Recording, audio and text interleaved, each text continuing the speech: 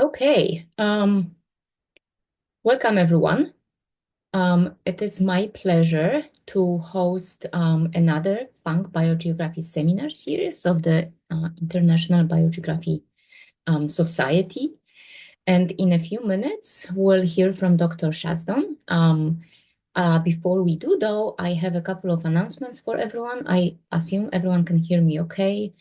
If not, please feel free to put something in the chat.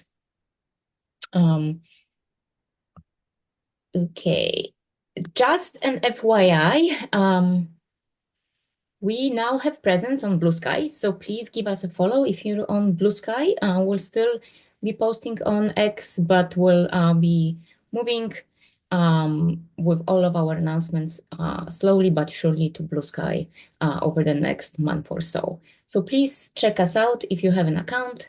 If not, we'll still be posting on Facebook, posting all announcements on Facebook and also via the membership list. A couple of announcements about the upcoming workshops.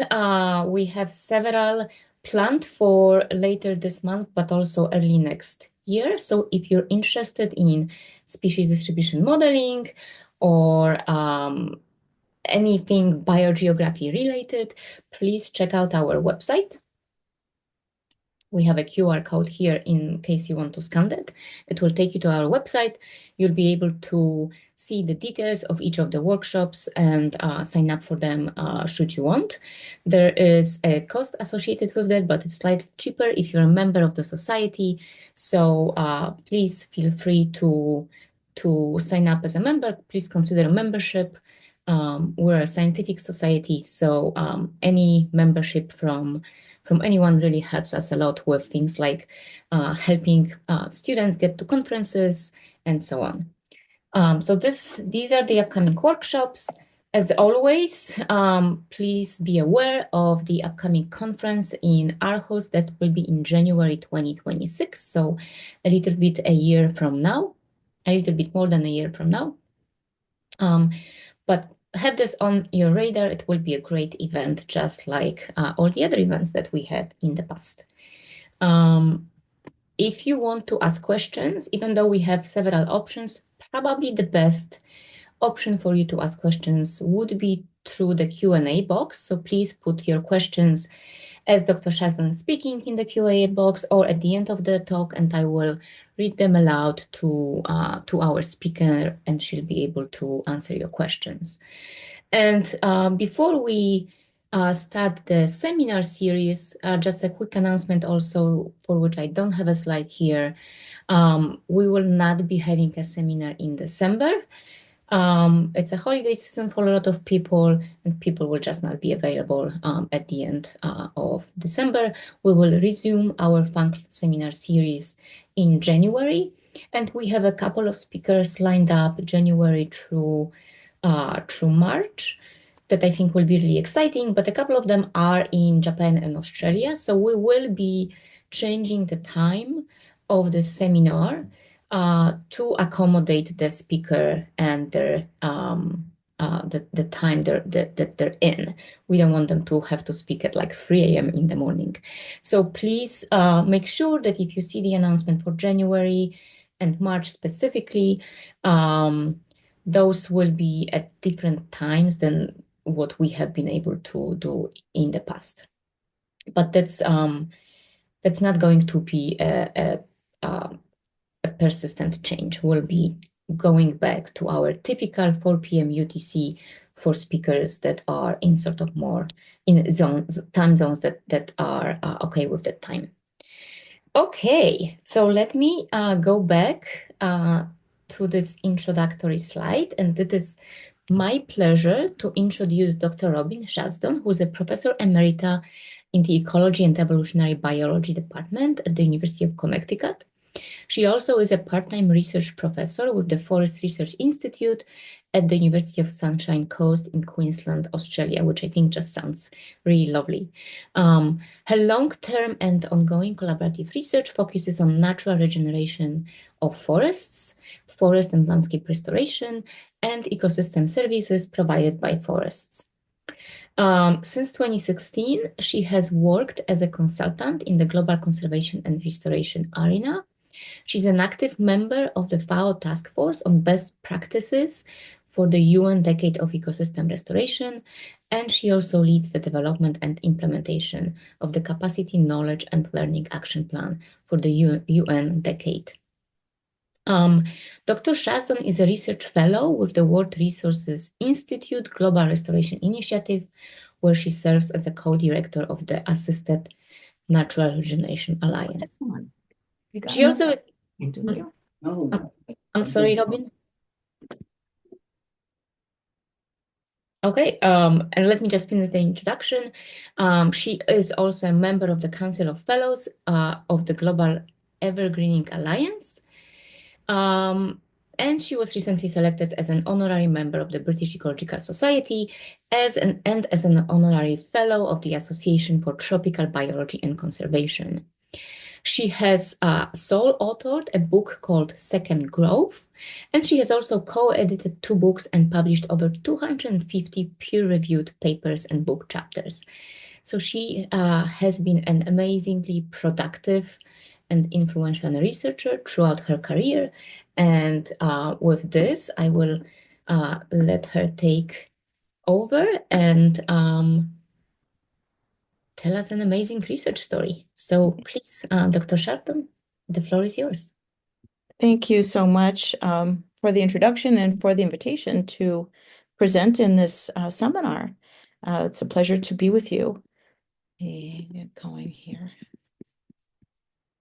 All right, you should see my PowerPoint there. So I'll be talking today about a whole set of research and advocacy to allow the leveraging of natural regeneration in the tropics, which is going to be really important if we're going to achieve forest restoration at the scale that is needed to both to mitigate climate change and to mitigate biodiversity loss.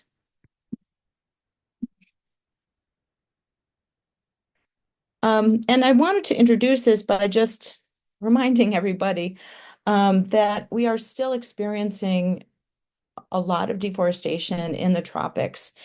Even though outside of the tropical zone of the world, we're kind of seeing a leveling off of deforestation in this blue line here. But the red line in the tropics is still showing even higher rates of forest loss compared to the temperate zone. And that's important to keep in mind because as we talk about recovering tree cover and forest cover, this is happening amidst continued deforestation, and that makes it very challenging. Over the last 3 decades, for example, we've lost 218 million hectares of tropical moist forest. That's in most of our lifetimes. And we're also seeing an additional 106 million hectares that has been degraded. In the figure here, you can see in green, these are the areas that have been deforested across the 3 regions of the tropics, and the blue areas, the yellow areas, I'm sorry, represent the degradation levels. And the blue bars here are representing forest regrowth as they were recorded in 2021. So it's a small proportion compared to what is being lost or degraded. And if we're going to turn things around, we really have to replace these bars, the green and yellow bars, with blue bars to recover what has been lost. So everyone is looking to forest restoration to solve so many problems, to be a really important nature-based solution. And it can really help to solve more than just a recovery of tree cover problem. Forest restoration can really be a means toward multiple objectives, multiple ends, including alleviating water scarcity and flooding, reviving production in areas that have lost their productive capacity for crops or or grazing, for alleviating poverty and food insecurity, for providing more opportunities for people to connect with nature, to empower communities, and also to prevent erosion and sedimentation. So there are many, many different ways in which forest restoration can really help keep our planet out of the emergency room.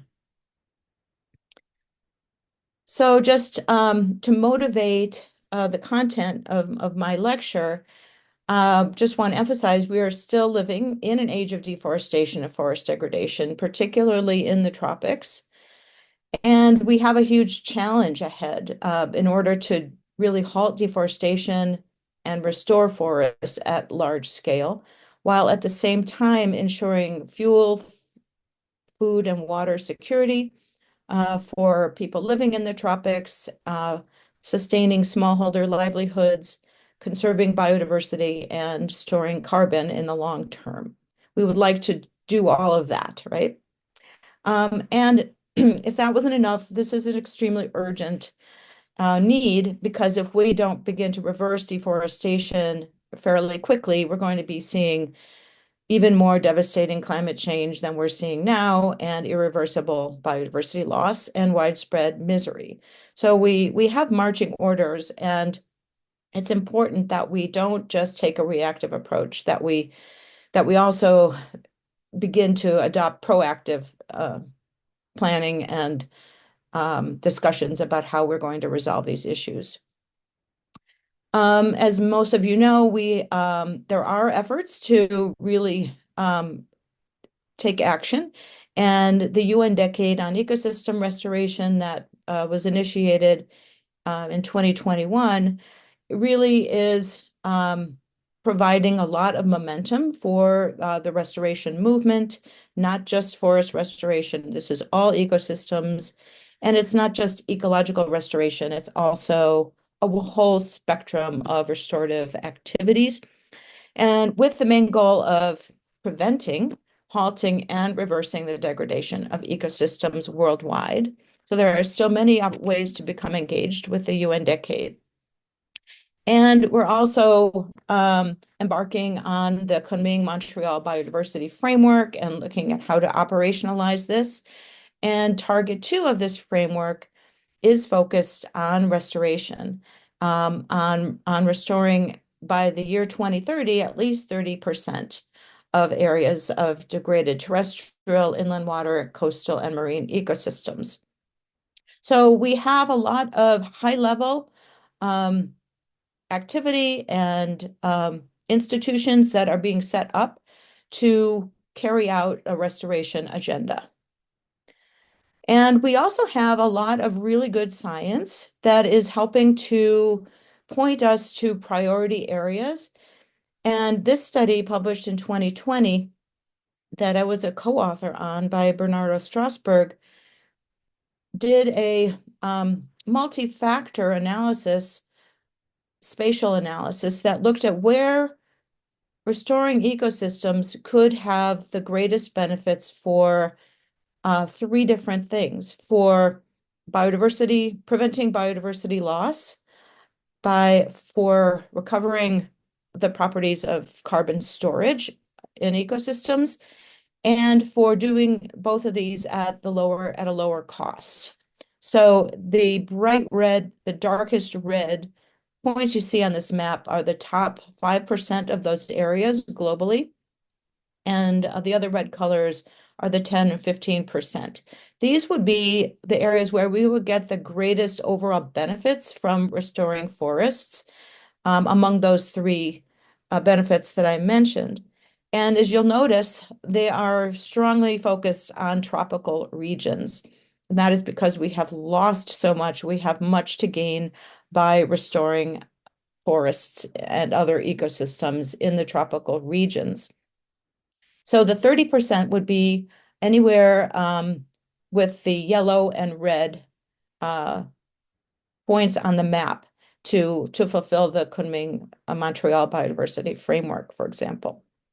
So we can use this map to kind of guide areas where we really need to look more closely at how we could restore ecosystems. And that brings us to the fact that there are so many different strategies and approaches for doing forest restoration, including just protecting and conserving forest to ecosystem or ecological restoration and forest management, planting forests for timber, using planting agroforestry systems, silvopastoral systems where we are increasing tree cover, climate smart agriculture, and mangrove restoration. There's a wide range of activities. What I want to highlight today is naturally regenerating forests, and this includes assisting the natural regeneration of forests. As you see, each of these approaches has different costs and benefits. The costs here largely referring to the implementation costs, preparing the land, maintaining and monitoring. And those costs are lowest with natural regeneration because here we're relying on Mother Nature to do most of this work. There are also very high benefits for carbon storage and for biodiversity protection with natural regeneration, because here we're dealing with native species. We are simply giving native species a better opportunity to find habitats. And we are also increasing the biomass of the ecosystems and increasing their carbon storage in long-lived tissues. But the social benefits and the economic benefits may be somewhat less with natural regeneration as it is being practiced now, which means we need to really consider ways to make this more of an economically beneficial approach. And I want to highlight here the many benefits that naturally regenerating forests can provide, just to give you more motivation for why I think this is a really important approach. First of all, we know that naturally regenerating forests have been managed by indigenous and traditional cultures for millennia, and they have developed a huge amount of local knowledge and cultural practices revolving around forest regeneration. So we can help to support and continue utilizing this knowledge and applying it. We can also recover above and below ground carbon stocks fairly rapidly with a tropical forest regeneration. And there's been quite a few studies documenting this recovery process. And many native species return in regenerating forests, as well as their interactions, complex interactions and network interactions are recovering, and many different types of ecosystem services. So as the forest is regenerating, we're getting just a huge amount of activity, biological activity, that is also helping to provide services. Also, these forests, because they are diverse and composed of local species that are well adapted to the area, tend to be more resilient to environmental stressors. And they also offer a huge potential for management and enrichment. So if we're not pleased with the species that are coming back in a particular area, or if there's the potential for increasing the economic value, there can be some enrichment or the ecological value also. We can enrich and we can add more species to this mix, or we can manage species in particular ways. We don't necessarily have to leave them exactly the way they are. And finally, because nature is doing so much of this work, our costs are generally lower and we have a lower need for developing infrastructure. So these activities can be done by groups that don't have a lot of resources or even at the community level. So if you get one message from my talk today, it's that we don't need to plant trees everywhere. I'm not against tree planting at all, but I think that we need to be more strategic about where we spend money on tree planting and where we can promote natural regeneration. So that is one of the main messages that I want to give you. We know more or less what is the opportunity here. Um, this is a map showing the areas that have been converted that were previously forest ecosystems on our globe. And you can see where the huge potential is for restoring forests. This study also identified 1,550 million hectares that have already been converted from forest ecosystems to largely agriculture. And one of the questions that we have been wondering about for quite some time is what fraction of these converted areas really have a high potential for natural regeneration? We know that not all of these areas would revert naturally to forests if they are given the opportunity, but we know that some of them would. And could we have a better way of identifying what that potential is and use that in our restoration planning?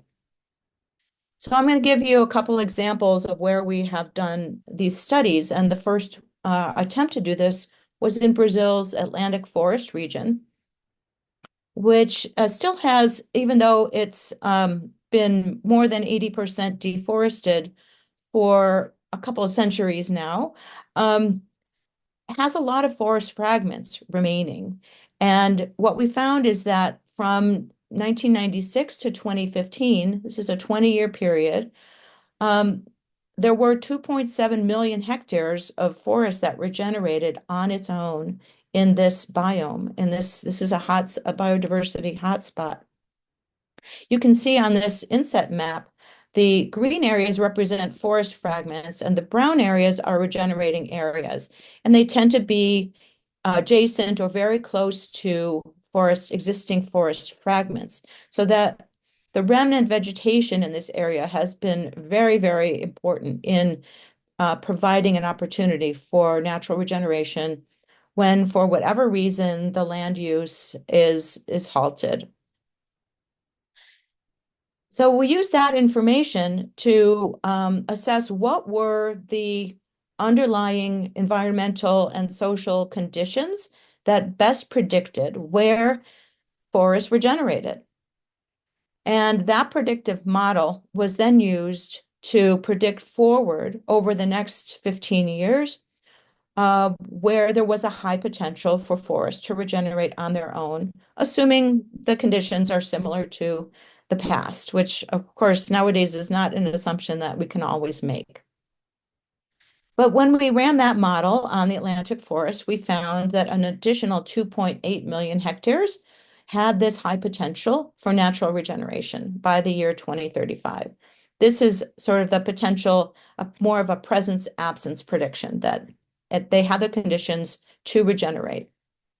And then we found that for those that had kind of a moderate regeneration capacity, if we provided some assistance with their regeneration, we could restore another 18.8 million hectares without needing to do the full scope of manual tree planting or other types of tree planting in this region.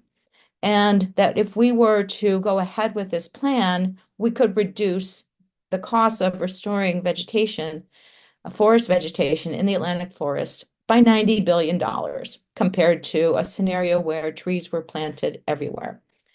Now, we are not going to see a complete restoration of the Atlantic forest, but the point is that we don't need to plant trees everywhere. And then we were able to create this map that we then provided for the Ministry of Environment in Brazil to indicate where there is a potential for natural regeneration. Those are the areas in blue. And it turns out that's 30% of the restoration opportunity in the Atlantic forest. So it's a very, very high compared to most other regions we've looked at, quite high potential to assist the natural regeneration without needing to do full-scale tree planting. The areas you see in this pink color are areas that have a low potential for natural regeneration, and to restore those areas would require a full tree planting protocol. And the green areas are the existing forest remnants. So this kind of approach is is a step in the direction toward being able to better plan and where we can target tree planting and where we can look more closely on the ground to find the sites that are going to be most likely for natural regeneration. And we finally had an opportunity to do this at the global scale, just considering the tropics, based on a study by Matthew Fagan and his collaborators that looked at tree cover gain from the years 2000 to 2012. Now, this tree cover gain was simply one measure of where there was increased tree cover using the Hansen data set from the University of Maryland, the GLAD data. But it was not disaggregated. So what Matt did through a lot of very careful work was to take that tree cover gain and assign it to either plantations, tree plantations, or to natural regeneration or assisted regeneration. Can't really tell the difference. And using a lot of ground truthing and coverages of plantations and a lot of training data sets.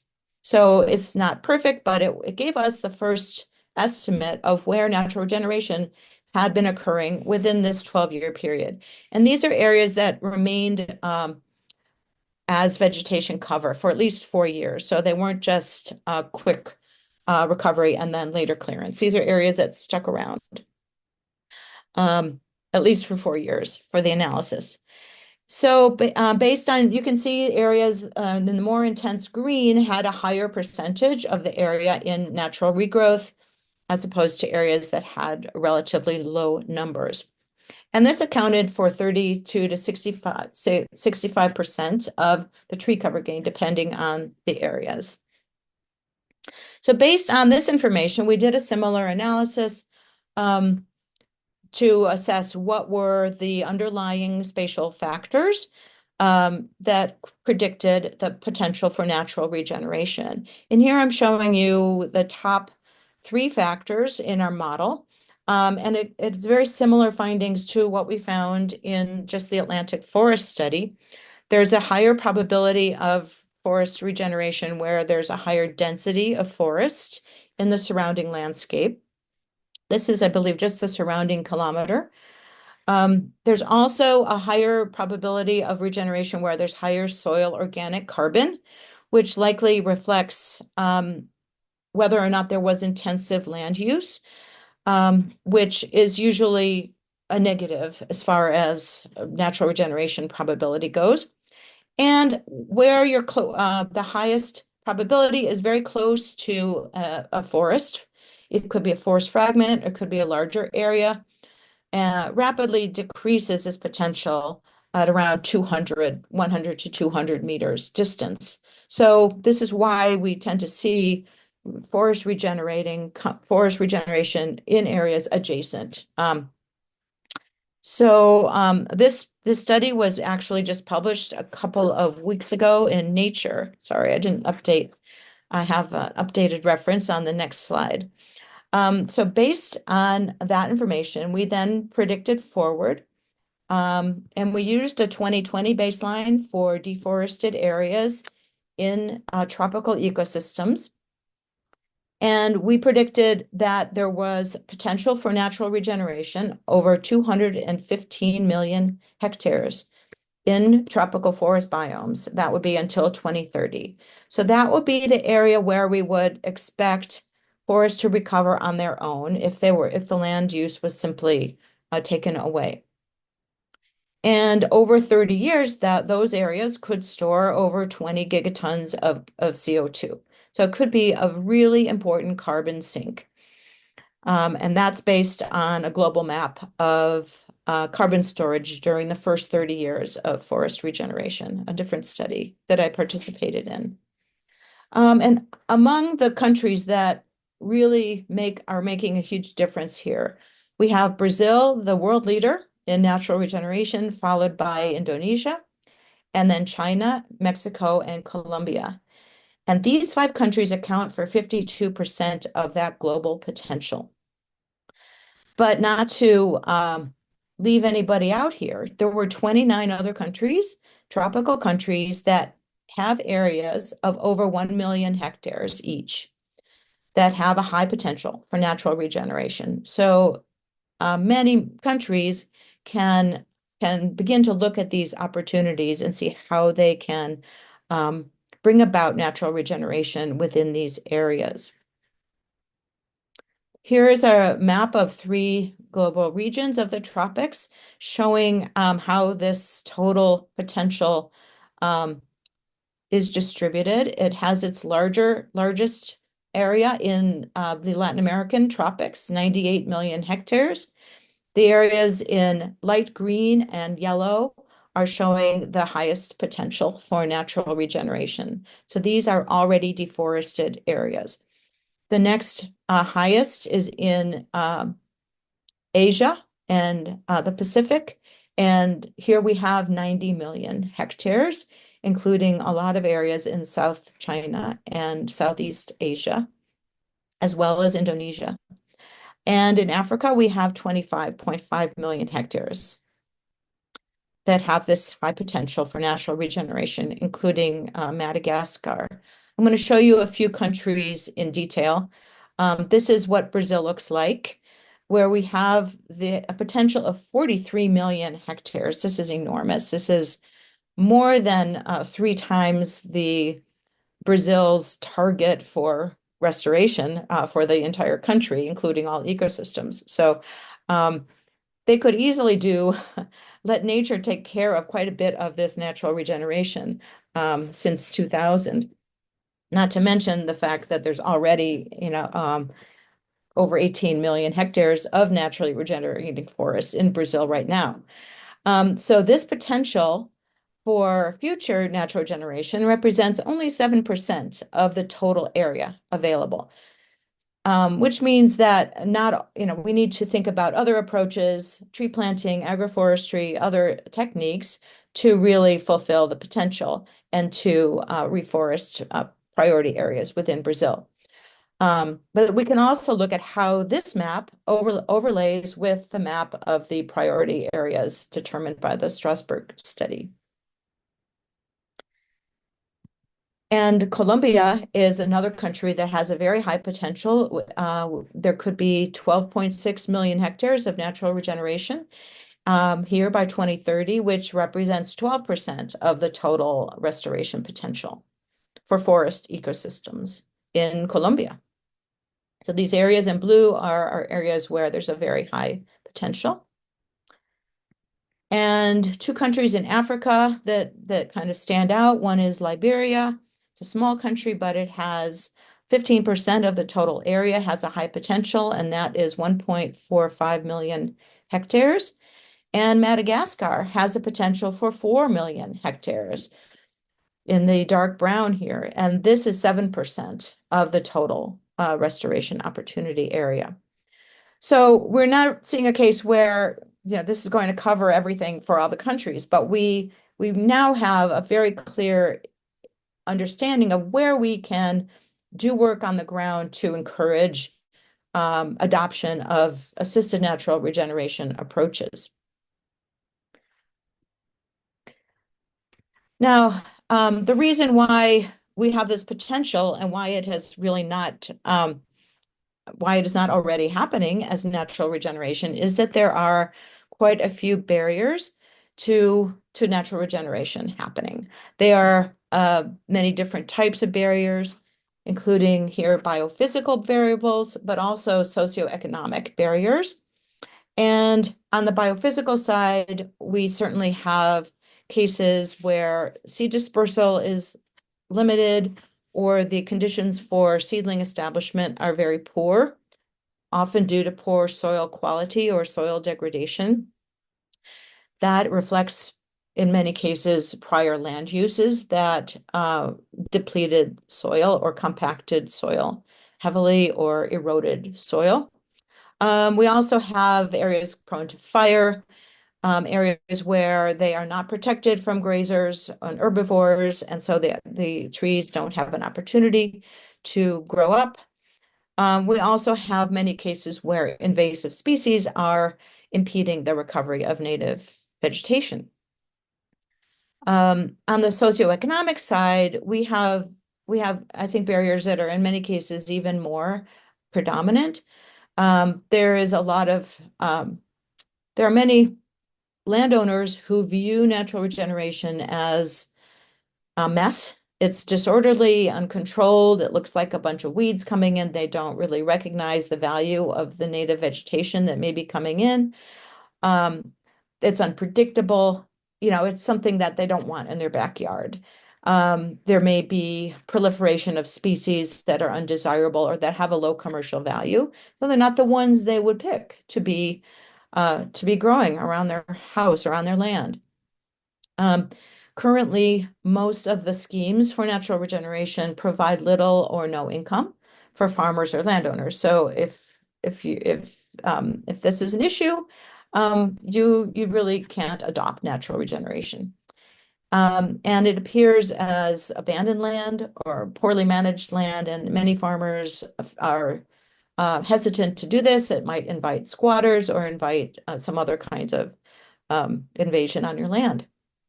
And there's also the problem of wildlife that may be returning that could be threatening you or your family or community. These are some of the barriers that have been widely recognized. And when we think about assisted natural regeneration, it is about removing, ameliorating the barriers that are most important, that are keeping natural regeneration from happening. So we need to be able to identify what the barriers are in a particular context. If those barriers weren't enough, we also have policy and regulatory challenges. These include rights for owning trees. In many countries, even if you own land, you don't own the trees that are naturally regenerating. You can only own trees that you plant yourself. So you can't use or harvest those trees unless you go through a laborious procedure to get permits. Also, assisted natural regeneration is often not even recognized as additional practice in afforestation programs. Because if it's going to happen on its own, well, then it's really not additional. We have to do additional things with our financing. There are lots of conflictive policies across sectors, across agriculture, forestry, and conservation that need to be better aligned. A lot of the government agencies that are doing reforestation favor tree planting, and they empower commercial forestry companies to take care of their reforestation projects. So they don't even consider forest regeneration, secondary forest management really as a viable option in many cases. And part of that is because cost effectiveness is, even though it seems like a great bonus, isn't really a priority for government agencies. They want to do things in a costly way so they can have big budgets. And farmers can often not use the trees on their land if they live in countries where they don't have tree tenure. So it's not all that bad, though. We've been able to identify quite a few enabling factors and shown where these are really making a difference in different areas. And these include, as I've already described, having the suitable biophysical conditions, but also cases where assisted natural regeneration really is providing environmental benefits for local communities, and they love it, and they are totally behind it and supportive of it. This really requires the community getting behind it and seeing the benefits and enjoying their participation in these programs. The man you see on the right in this photo is the head of a people's organization in the Philippines and is very proud of the work they're doing with assisted natural regeneration and is very glad to point out all the trees that they're helping come up naturally on their community management land. So also we need to build in better economic incentives for landowners. Where there are economic incentives, we often see communities adopting or farmers adopting natural regeneration. And where there's better coordination and governance mechanisms, we also see it working better, where we have support of local national leaders and community organizers, and where there are legal rights for landowners or traditional land users to sustainably harvest timber and non-timber products. So they can actually incorporate economic benefits as they are letting the forest regrow. And finally, another really important enabling factor is technical training and policy support, which is being done in some projects, and we'll be doing a lot more of this in the future. In this graph, I wanted to highlight a number of studies have found sets of factors that are associated with a high probability of natural regeneration. And that is really focusing on these initial stages of forest regeneration, the transition from agricultural land use to a young regenerating forest primarily. And these factors are good at predicting whether or not natural regeneration will happen. They are things like proximity to water courses, protected areas, or forest fragments, areas that have a moderate to high forest cover in landscapes. Steep topography and higher elevation are more associated with areas that have regenerated on their own. High soil organic carbon, low land suitability for agriculture. That links with some of these other factors. And farms that have mixed land uses tend to be areas more likely for natural regeneration to occur. On the right are factors that are been known to affect the quality of natural regeneration. These are more looking at how the forest trajectories develop and specific features of the forest, qualities of the forest. So many of these are similar, but there are some additional factors that have been shown to have a positive effect on this quality. Particularly areas that have high forest cover, above 40% forest cover in the landscape, having intact faunal communities, and having a high percentage of the farmland in non-mechanized land uses. Mechanization is kind of a negative driver, shall we say, of forest regeneration. Having high landscape connectivity is important, and protection from grazing and harvesting also help improve the quality of natural regeneration. And if you look at these on a map, you can kind of pick out those areas that have a higher potential for natural regeneration. These include steep slopes, areas adjacent to forest fragments, the buffer zones of protected areas, and even areas inside of protected areas that have been degraded, biological corridors, and also areas that have been recently deforested, where there hasn't been a lot of degradation of soil, areas near water sources, and less populated remote areas as well. So my message here is that assisted natural regeneration can be viewed as a holistic nature-based solution that can accomplish three different main goals. One being climate change adaptation and mitigation, another being biodiversity conservation, and the third being integrated landscape management, helping to improve the integrity of landscapes while providing sustainable livelihoods and economic benefits. So I like to think about this as it's a massive task to regenerate forests at a large scale, but we can do this if we have the leverage of natural regeneration to accomplish recovery of forests for lower costs and at a larger scale than we could do it if we were planting individual trees on all that land. And Archimedes said this very well. He said, "Give me a lever long enough and a fulcrum on which to place it, and I shall move the world." So I propose that leveraging natural regeneration is a way to move the world toward a more restored forest condition. So in conclusion, natural regeneration potential varies widely spatially, yet we have a much better understanding now of what those spatially dependent factors are. So we have a tool now to really model that potential.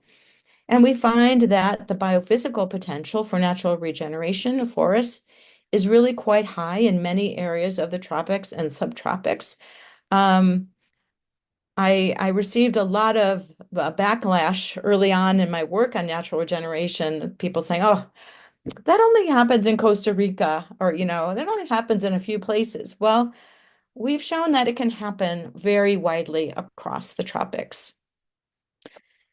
Socioeconomic factors present strong limitations, though, to natural regeneration, and this includes also policy um, factors, policy limitations. Again, we know what these are now, and we need to begin to develop approaches to tackle these and try to incentivize more natural regeneration where it's appropriate.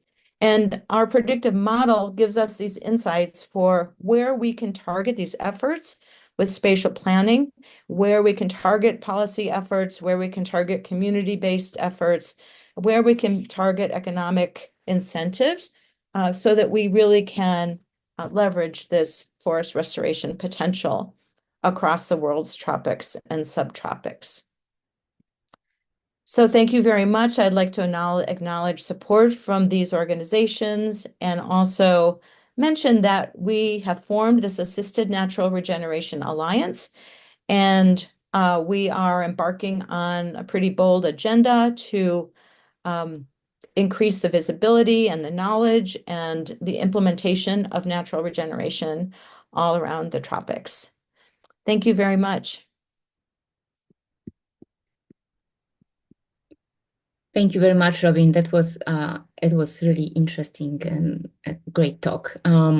There is some questions in the Q&A. We have 10 minutes or so, so let me read them aloud. The first question is from Toby Pennington. How did you deal with tropical dry forests in your analysis of restoration potential?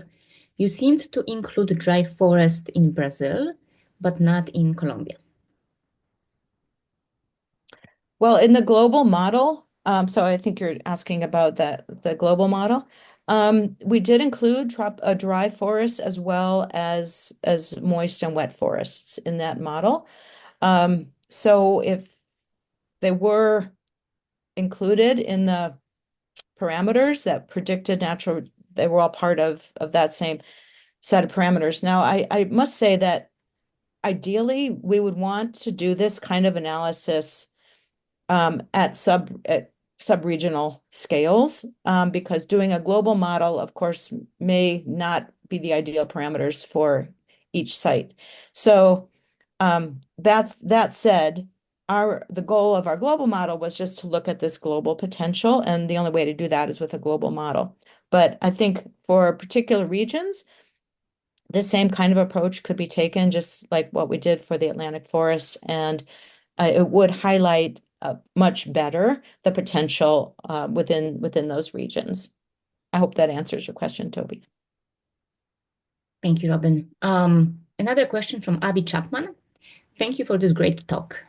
Please, can I ask how important you have found freshwater systems to be to the success of natural regeneration? I saw the reference to water in one slide, so hope you don't mind me asking this. I think in those cases, there's twofold effect. One is obviously the water availability, and the maybe higher nutrient levels on stream banks. The other is that in many countries, there are strict legislation that is preventing deforestation and that is incentivizing reforestation along rivers, like 30 meters in some cases. The actual distance varies. So there are also economic incentives for doing restoration along riparian areas. So I I think those combine to create a greater incentive for forest regeneration. Okay. Thank you. Um, I hope you don't mind that if I ask a question as No, well. of course not. I don't know much about forest regeneration, forest restoration in general, but I'm wondering if you can speak a little bit to how has the I guess attitudes, how have the attitudes towards forest restoration and regeneration specifically changed over the past, several years that you've worked in this field? You mentioned with your last slide that you got a lot of backlash early on in your career. Do you think the attitudes are changing? Do you think you see that there's really a potential for change in the near future? Thanks for asking that question. I do think the attitudes are changing. I think um, people who would call themselves like diehard conservationists are coming more closely allied with restoration. They're seeing how the two can be incorporated in landscapes and in regions to a very positive synergy. Um, Initially, I think there was kind of this fear. Well, not kind of, there was a fear among conservation organizations that focusing on the regenerative abilities of nature in general, not just forests, would diminish their conservation message and would encourage more conversion of ecosystems because, after all, it'll come back, right? So why worry? And I got a lot of backlash initially from that reason. Like, don't shout it too loud, Robin. We don't really want the rest of the world to know that forests can grow back. And, throughout my undergraduate training and my early work with tropical forests, this is what I read and learned. That once you cut down a tropical forest, it's gone. You'll never be able to grow it back. And I carried this with me for quite some time as I was seeing the forest growing back on their own, saying they didn't read the book.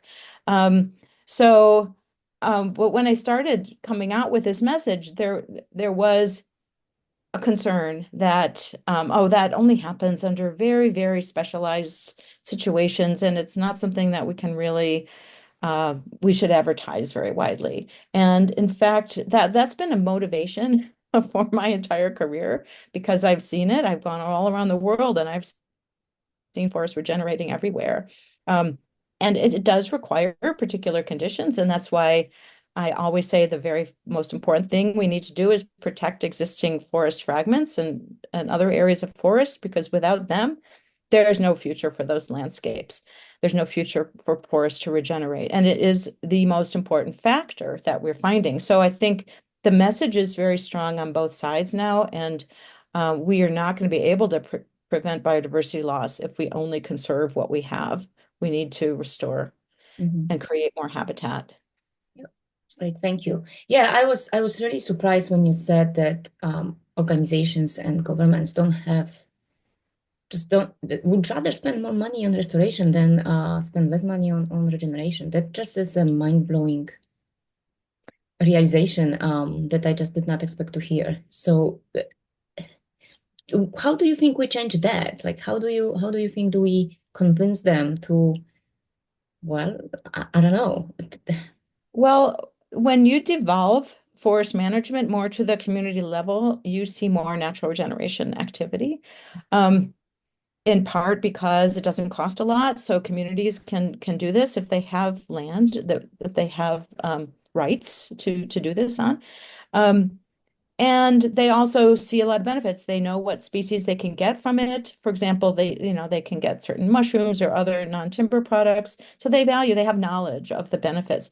A lot of high-level government officials or, forestry department officials, all they know about is how to grow certain species of trees in nurseries, and that's their job. And so, when they delegate a lot of the restoration work to these agencies, they do what they know how to do, and they don't necessarily connect with the communities on the ground that have a different understanding of what could be done. So there's that need to have a better connection or to devolve a lot of the choices and responsibilities to local communities who understand much better what the value of restoring natural forests are. Makes sense. Thank you. A question from Tanya Urquiza. It is always a pleasure to hear your talks. The question I have is, do you know why the region of Veracruz shows as a region with high natural regeneration potential? It strikes me because very few fragments remain that are part of the socioeconomic barriers, given that the region is still prioritized for food production. Like I can't really address specific issues here, but we can produce a map of each country, by the way, for anyone who needs it. So we can look at that and blow it up more carefully. It's a little bit hard on that global map to see particular areas. And it also includes where there is forest already. So that's a little bit tricky. Um, we used as our baseline the year 2020. So it's still pretty recent, but if there's been a lot of large scale deforestation, that wouldn't be reflected in the map. So that could be one reason. That's all I can suggest. And like I said earlier, ideally we would want to tailor the model for each country or for each region. And we could potentially do that. And provide tools for people to do this on their own if they had the maps of where forests have regenerated, and they can run the random forest model as well as anyone else and generate these maps in the future. So we don't think this is the final word. This is really just sort of a, hey, folks, there's a high potential based on what we've done, and it deserves a further look, further consideration. Thank you. Maybe one last question from Bismarck Ofosu Bamfo. In places without tree tenure, how do we incentivize landowners and farmers to participate in, or at least allow, natural regeneration? Well, there's a really good model for this, which is what happened in the country of Niger in the 1960s and 70s, where um, trees began regrowing on farms due to essentially a dysfunctional government implementation. And it spread virally because farmers began to see the benefits of helping for trees regrowing on their farms that were coming up on their own, pruning them and using the leaves for fodder and using branches for firewood. And this spread from farmer to farmer, despite the tree tenure laws. 20 years later, the government changed the tree tenure laws. And just seeing how beneficial this was for people in the country. Hopefully, we won't have to wait 20 years in all countries to see this. I think political pressure is one way, but the best way is to show that people are adopting it and people are using it, people are benefiting economically from this, and then it just kind of spreads on its own, even if it might be illegal. And then the government realizes, whoa, we have this issue with farmers needing these trees, and why don't we just change this law? So it is a process. It's not going to be automatic, but we certainly have seen cases where the laws have changed and for the benefit of the people. Well, thank you very much, Dr. Chazdon. I think we're out of time. We're at noon, Eastern time anyway. Thank you very much for making the time to come and talk to the IBS. It was a pleasure to hear from you. And for everyone who hasn't been able to catch the entire talk, we will post the recording to our YouTube channel. Thank you, and till next time. Thank Bye. you so much. Bye.